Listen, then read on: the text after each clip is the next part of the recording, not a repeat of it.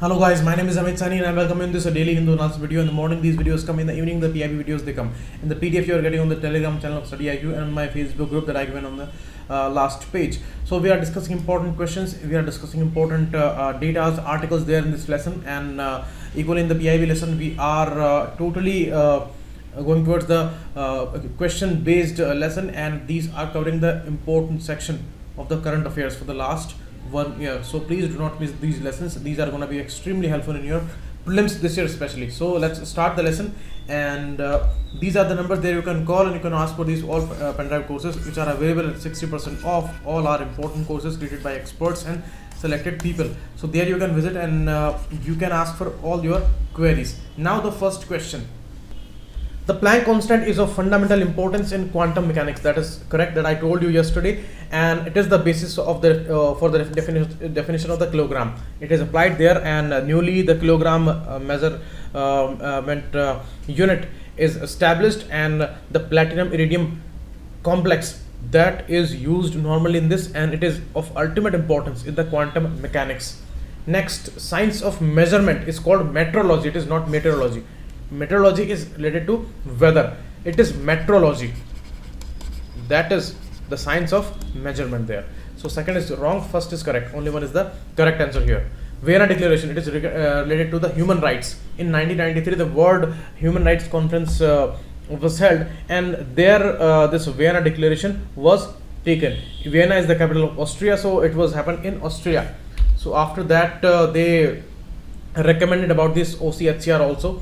And the position of UNHCR for human rights was recommended by this declaration only, and subsequently created by General Assembly. So this High Commissioner's Office, that was created by General Assembly by this resolution. So that's important. Vienna, Australia was the place, and it is actually reaffirming the UN Charter of the Human Rights, and the protection of human rights is a matter of priority that is given in the preamble of it. Next, Rome Statute, it established International Criminal Court, not Court of Justice. Both are there in Netherlands, Hague, but ICC was established by Rome Statute in 1998. It was signed, and in 2002 it was enforced. India is not a signatory, as well as Myanmar is also not a signatory, as I told you yesterday.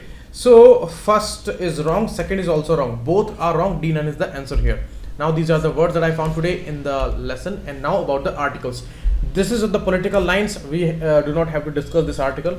We will discuss this article briefly regarding the Zokovi's new term. He has been elected again for the second term, and it is his final term now. What he is going to do now, what was this campaigning all about, and we will see some conditions of Indonesia here. Indonesia is a big country. Our Act East policy is working there, so it is one of the biggest nation in this region. So GS paper 2 would be very important here. Highs and lows, again a political one. It is talking about the NDA's rule and all, and highs and lows of that, so we will not discuss that. Being responsive, in this article it is regarding the yesterday's big issue which was regarding the blocking of UN Special Rapporteur in JNK region. The issue of human rights were there, and the right report that they wanted to create by visiting the place locally, but that permission was not given by India's ministry. And the explanation that they gave, they told us that the report of UNHCR that was totally against our official stand, and there was a clear bias, so we cannot allow these kind of reporting in our region. So some specific human right violations are certainly there. You see, the problem is that when they need to take credits about some actions taken by our forces and all, then all the credit is taken by political class, that is for sure, and they are always there to take this credit. But any kind of responsibility which is coming out of it, they do not want to take that. They will totally ignore that. So this allegation is there by the NGOs in JNK and by some international authorities and all. So this was a very questionable thing, and here the writer says that government must ensure justice in cases of human rights violation in JNK, because if there is a single case, even there is a single case, then it becomes a huge responsibility of the state. And you see, human rights violation cases are extremely important because the justice system says if in all the hula condition, in all the chaotic condition, if a innocent person, if any innocent person, or even if a single innocent person is losing its life, then it becomes a huge issue, and maybe we are leaving many criminals, but we cannot give pain, arrest or kill any innocent person. That is the issue of justice. And here many deaths were reported on the civilian sides also, and that's why it became a huge issue. Although you see the martyrs and their big numbers were there with the forces also, and these are also innocent people. These are doing their duties and they are bound with their duties, but their duties are such that they are involved in these kind of things, maintaining the national security issue. So on both the sides there are innocent people, but it is the political class that has to take all these responsibilities on their shoulders. And if they are demanding for some kind of report there, then we need to see that, but blocking that report here is not correct. So India must respond here. That is the issue discussed here. We will discuss this article briefly. It is again talking about the chaotic situation there, the new law that we have observed in this election campaigning, one of the worst campaigning till now in the Lok Sabha elections. And in the modern times, if we look at the standards and what we need to do, if we compare this situation with the present situation, then it's a really problematic situation. And many points the writer is suggesting, and he is saying that in the future what we have to do, that we'll discuss here. So GS paper 2 and 3 both would be important here. Essay point is also very much relevant here. The problem with the judicial legislation. This article is again talking about the very popular issue of judicial overreach and judicial overactivism.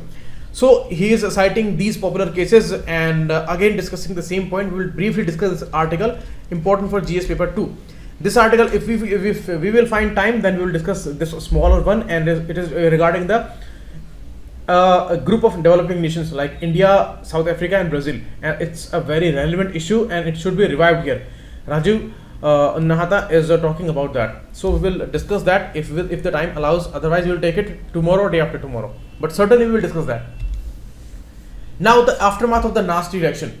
The time has come for civil society to forge corrective action and strengthen institutions. Civil society is a great solution here. As I told you, enlightened anarchy is the aim of any democracy. Means the people are super educated, people are aware, people know about the institutions, know about the governments, people know about the economic basics, and people know about the rights, and people know about the correct standards, and then it becomes the ideal society. And whatever you call it, the Ram Rajya or something like that, that can also be realized with this particular goal. So in the Ram Rajya also you can say there are enlightened people.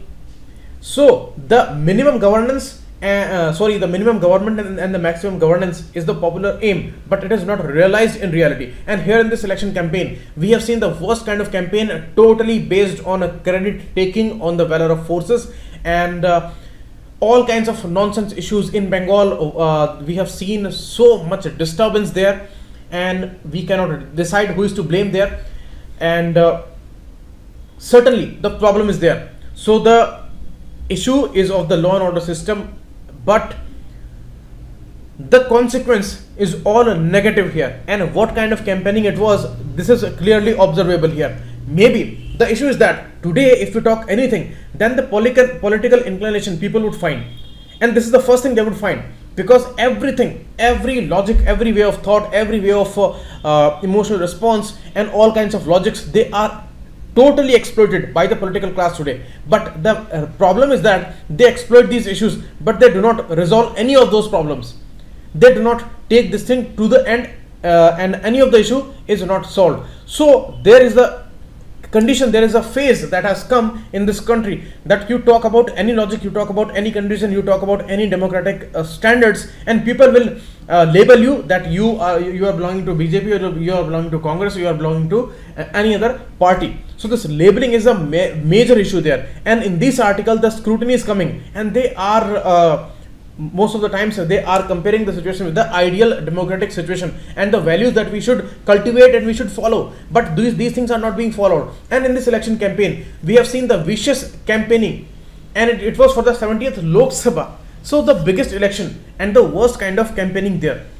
And many issues regarding the electoral process are also there. So the clear bias is visible now.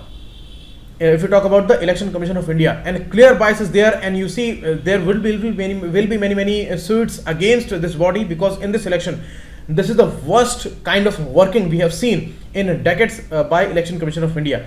There used to be many disturbances in 80s and 70s and all, but those were not the times which are here today. These are modern times. We have technologies, there are evidences and all. Video evidences are also available, and all kinds of recordings are available. Whatever is said by any person, then the action should have been taken. But all kinds of clean chits, these were given. And clear cases are there. In the Faridabad case, the person was from the ruling party, and he was openly casting the vote for some poor women there. So these kind of cases, they had video evidences, but no action was taken, and the person is roaming freely there. So these kind of examples, they are showing that Election Commission has been totally biased towards the ruling party here. So these kind of allegations, nobody can deny there. So that's why these are making the backgrounds here. Maybe these examples, till the time they are not in courts, we cannot cite that. But to understand the situation thoroughly, we need to take the help of these examples here. So here the all the allegations and all the problems which are there regarding the election process, that need to be taken care of very seriously. And in the next term of the government, maybe it is going to repeat it, most probably, and maybe some other game we would see there. But certainly they have a huge responsibility there, and they need to maintain the decorum, and they need to resolve all these problems. Otherwise the democratic value system is totally in pressure there, and we will see a very horrible future for this democratic country. Because in this way, the way things are moving, the way the challenges are there, the way the crisis is there in the farming sector, in the economy, in the manufacturing sector, investments are there in the banking sector, all everywhere there are crisis like conditions.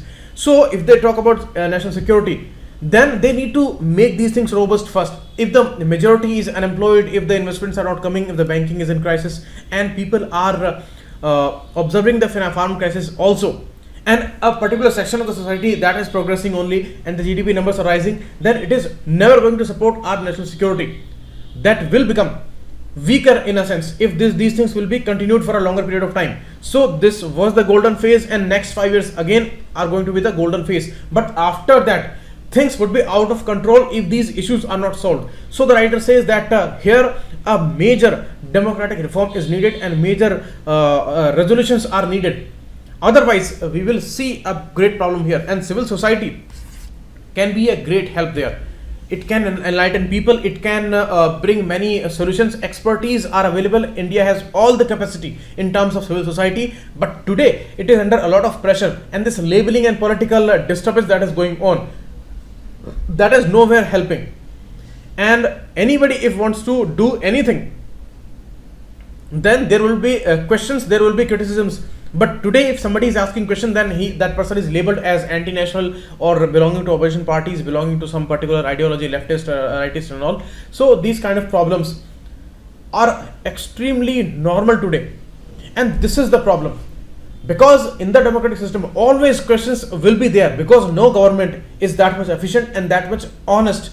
And we can take example of any country, even the most developed countries. There are the governments which are having many allegations, so questions will always remain. But here the condition is developed that nobody can question the authorities. So this is the one-way communication.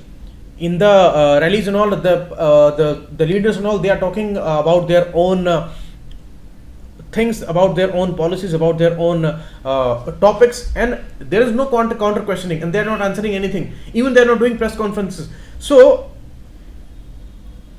even when we are discussing all these issues on the basis of democratic values, you see, please do not compare these situations with the political situation here, and please do not label anybody, because we are comparing these situations according to the global democratic standards and the way these things should be.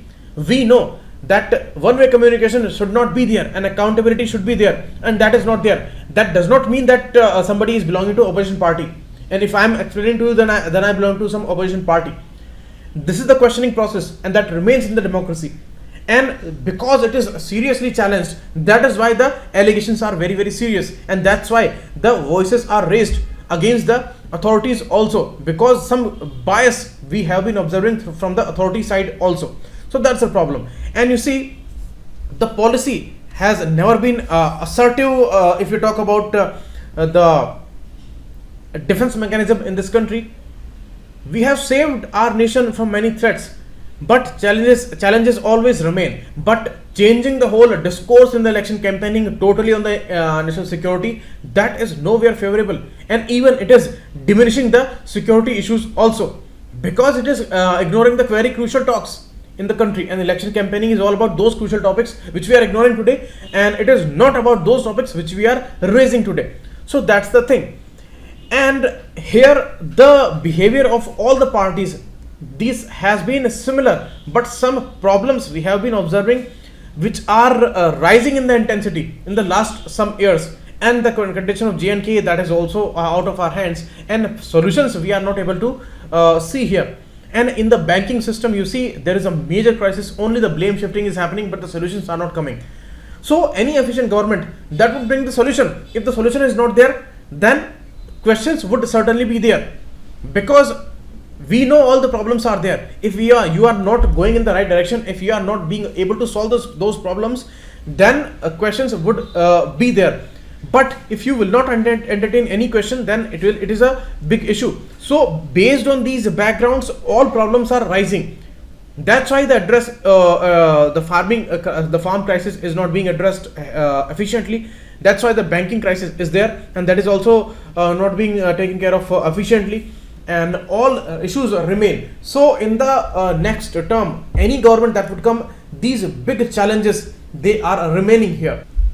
And there are grave concerns about the parliamentary process and huge problems from the opposition side, because it is all about disruption, and only disruptions when there will be there, then the process is totally destroyed, and no bill, acts and proper decisions, they cannot be taken by the legislature body. And then the issue comes about the judicial overreach, because there is no way left, and the Supreme Court has to intervene in the most crucial issues.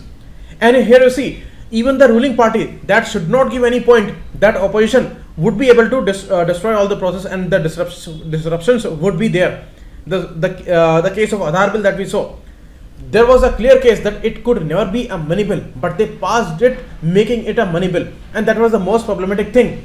And then certainly opposition would heavily protest that, and questions would be there, and both the parties, opposition and the government, they both would come under a heavy suspicion, and then they need to take the questions, and they need to talk about the accountability factor also. But today accountability is nowhere there, and it is all about the dirty political game. So this is never going to help this country.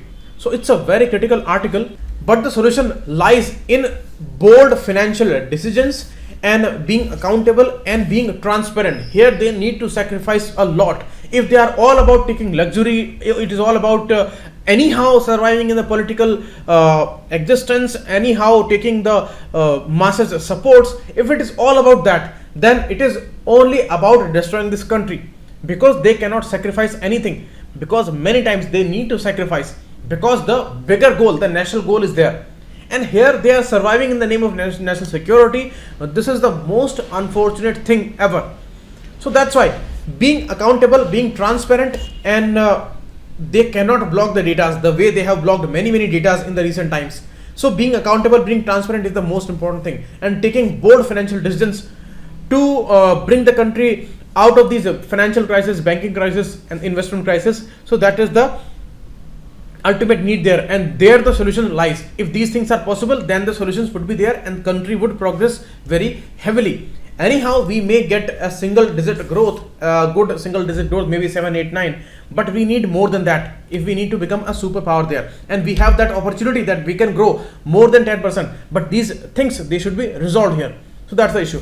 And constructive discourse, as I told you about the country's situation, which is extremely disturbing. Country is divided. Political class certainly is responsible for this, but the low intellectual power of the citizens of this country, These are the major reason. This is the major reason that we are observing this intellectual crisis in this country. Anybody is talking anything, everything is political. And if you talk about any problem, if you ask about accountability, if you talk about any major topic to discuss, then certainly only the political discourse would follow. The intellectual discourse, the logical discourse, that would never follow. And this is all about the labeling. And these labels, they create divisions, and the society is totally divided in the name of caste, in the name of religion. Where the religion is applicable, then the political class is dividing on the religious issue. In the states, when the religion is not that much a factor, then caste is a bigger factor. Then they would divide people on the basis of caste. So caste and religion, nationally they are dividing on the name of religion, on the state level they are dividing on the name of caste. So any party comes, they do the same. So this is why the constructive discourse is needed in this country, and civil society is the biggest solution there. They have the expertise and they can demonstrate a spine there, and they should pursue a vocal agenda of advocacy based on broader national interest and beyond narrow corporate gains. This is about the industry plus the civil society.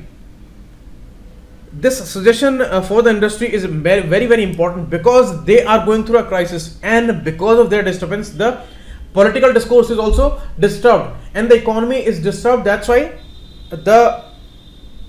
these planning issues and the bigger goals, they are also disturbed. So that's why they have to leave these narrow corporate gains, and they need to come collectively, and the imbalanced growth should not be there. It should not be there that only some corporate houses, they are making a huge progress and others are devastating. This will not help, and this will bring the aim totally negative to these particular expectations. So that's the situation, and civil society can offer the hope. They should offer the hope, and they have to offer the hope, and they need to give shoulder to the responsibility of the corrective action. So the corrective action should follow here, and the citizens, they should help the civil society, and they should take help from civil society, because we have great industrialists, we have great advocates, we have great social activists there, we have great religious reformers and social reformers also. So they all can help there in the policy making, in the legislature issues and all. And judiciary should play an active role, but it should not overreach. So the process of executive and the process of legislature, they need to be bolstered here. And if these issues are solved with the executive and the legislature, then only we can blame judiciary there, because these are problematic. That's why the judiciary is overreaching there. So this is overstepping. So if we talk about the judicial overreach, if we want that solution, and if we do not want judiciary to interfere that much in these issues, then we need a solution for the executive class and for the legislature and the disruption issues there. So there is the solution there. Only blaming judiciary and asking it to not act, then this is not a proper solution, because that activism is for a reason. That is not optional for them. That has become mandatory for these people, because these organs are not working properly. In the next article, as I told you, the Zokovi person who defeated the former military general, the Subianto, who was taking country on the name of national security, and his election campaigning was totally on that. But this leader Zokovi, he also did this campaigning on the religious overtones and taking steps towards pacifist tendencies, and he shouted Allahu Akbar in many public prayers, and he even went for the Hajj Yatra and all. So this election was not on a standard lines of the democracy, and the person who is a rock music fan, who rides motorcycles across the streets and all, and he likes these modern ages, and he believes in modern ideas and all. If that person resorts to these religious issues, then these things are somehow unfortunate. But you see, he has won the election, and it is the final term for him. So he can take many liberal decisions here, and he may do many things that he wanted and he could not do in the previous term, because the pressure of the next election is always there with the leaders. So this is a great thing, that there are limitations, and these things are not like India, where anybody can become the president or the prime minister for any number of terms, but here the limitation is there. But you see, if we talk about his term, then he took good decisions regarding the health sector, education sector. He brought some investments there, and these things were good, but not on the spectacular lines. So that's okay. But the problem remains there, and that's a very common problem across these countries. Suppressing opposition with religious overtones, as they blamed the Ahok person who was in the opposition, and they said that he should not become a president because he's not a Muslim, he's a Christian, and he's coming from a Chinese descent. So this is not okay according to the democratic principles. And pandering to Islamist extremism has been checked out. Means sometimes he supported these Islamist extremists and he did not take much action, but out of some public pressure he had to take some actions there. So there was some positives and negatives there. Economic nationalism he talked about, and adequate efforts economically were there, but not spectacular. And as Indonesia is a diverse country with the maximum number of Muslims, so more things were on the pacifist lines. Okay, so the common things which are problematic are like the fake news campaign also ran during the election time, and they favored Mr. Jokowi there, and now he has won the election. But now we have to see what kind of policies he would follow. Chinese influence is certainly there in the region, and China's FDI is bombarding this archipelago country, and they need to balance this thing also, because all the Asian countries, they are finding it very difficult to balance the Chinese hegemony and Chinese force in regions. And in the terms of economic investment and all these issues, all countries need support, all countries need investment, but the debt trap like issues, they are certainly there. So Indonesia is a big country, it's a very diverse country, 719 languages, 360 ethnic groups. So he has to balance a lot of things, and things are more like India's condition, where many diversities are there.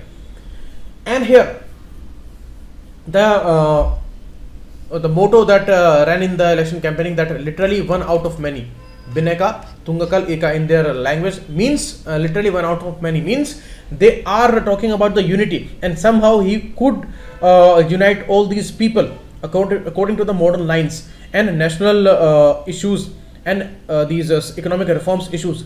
But people are still divided, and he has to maintain this situation. But you see, whatever decisions he takes, these are going to be very, very important for India also, because according to our Act East policy, this is a very important country. This is the biggest country in these ASEAN nations, and politically, whatever happens in this country, that matters a lot to us. We have cultural relations, we have political relations, we have economic relations, and we have many policy decisions based on some situations in these big countries like Indonesia. So that's why it's important. Okay, so let's see what happens. This is now the term for him. Next, the problem with judicial legislations. As I discussed here, that judicial overreach is the issue related with the executive and the parliamentary conduct there. If these things are not efficient, if they are not deciding properly, then certainly it is the last resort as the Supreme Court, and there are problems. You see, we are following many systems of the American judicial system, and here many allegations are there on the US Supreme Court also, that it is involved in some judicial overreach, and they are saying that these restraints should be there on the Supreme Court judges there. Similar situations are there in India. It is talking about many cases like the SC/ST Act, the NCT Delhi, the LG and Delhi government issue, Sabarimala issue, LGBT issue, and the Deepavali crackers issue, Board of Control of Cricket BCCI issue, and the NJAC case. In all these cases, things were not that much expected from Supreme Court, that much involvement would be there, but certainly it was there, because the parliamentary procedures, they were not that much efficient. They were efficient, but they were not active in a positive sense. So there Supreme Court interfered, and all these decisions were there. So the judicial activism, or we should say over activism, is not a good thing. If we talk about the global standards, if we are not talking about the Indian conditions, only talking about the global standards, then this much interference is not good, and there must be some restraints on these judges and their conducts. They should not take so many things in their hands which are based on their discretion, because that gives birth to some kind of over discretion and some tyranny, and that's a judicial tyranny, we can call it sometimes. But these things are for a reason. So if we need some solutions, then we need to work on the judiciary and the on the legislature and the executive's issues also, and then this thing would automatically come down. Otherwise it would be very, very difficult, because somebody has to take some actions, and this is the biggest institution alongside these executive and the legislature there. Okay, so according to the standard, these things are not good, but the specific condition in India, that is forcing this over activism there. So that's the case. Both kinds of arguments are there, positive and negative. Positive says that these kind of decisions that judiciary or the Supreme Court has taken in the past, which were very much helping, and those were of highest efficiency, and those were excellent. But the negative arguments say that it is too much of interference, and we cannot allow that much interference, because things would go towards more of the discretion of these judges there. So that's the problem. Now about the facts on the Zakao port, they found a suspicious ship, Al Madina, and that was coming from Pakistan side, from Karachi airport, and it was carrying a lot of heroin. That's a dangerous drug there, and crores was the value of this drug. So Indian Coast Guard ship, which are mainly managing the security issues along the long coastline of India, 7517 is the total coastline of India, and they are managing that. These coast guards, they are different from Indian Navy, okay, remember that, and they are managing the security issues. They are consistently doing the patrolling alongside these coasts and all, and it has become very sensitive. So that is why these submarines, they are becoming much more important. These coast guard ships, they are becoming much more important, and the technology in the oceanic and the maritime area, these are becoming much more important day by day. So here this ship was captured, and these drugs, they came from Afghanistan, it is said here. So we need to see how they manage those situations, but they may ask you about these costs. You see the Bhuj port is there, Jamnagar port is there, Zakao port is there, and important cities are established there. Gujarat is having the longest coastline there, because it is very much complex a coast. Okay, so it is the longest coastline if you stretch it to its length, and many questions can be there in the prelims examination from that. EC has to set up now a control room for EVM complaints. A lot of pressure from these complaints. First, so the issue is that first they try to ignore all these issues, claiming that the situation is under our total control, and there are no issues. But now many video evidences were there, and many problems they saw, and many allegations are there already on the Election Commission of India. So they are now under a lot of pressure, and now they have announced a particular control room for one day, because tomorrow is the counting day, and till that time they will receive all these complaints in this control room. The numbers are given and it is there in Delhi.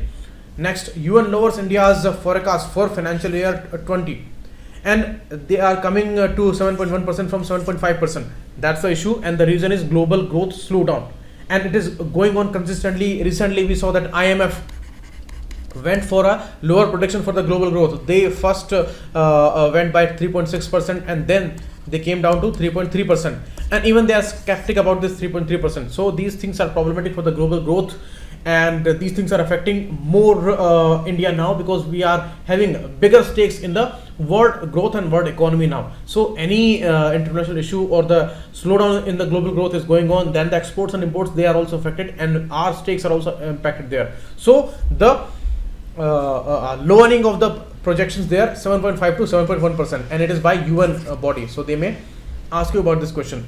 Again, a very important MCQ I have given to you. Gomati, the person who won important Asian gold medal in the 800 meter race there.